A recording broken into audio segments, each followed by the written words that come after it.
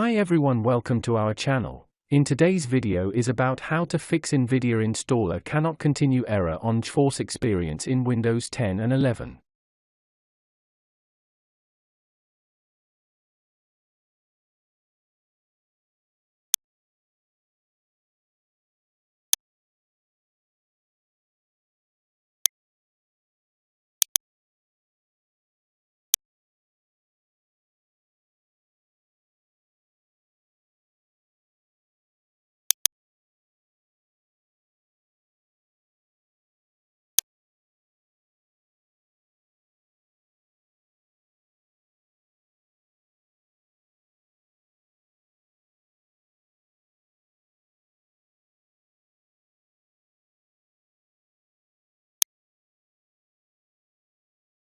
If you found this video helpful, please like to encourage us and subscribe to our channel, leave comment and share it with others so they can benefit too.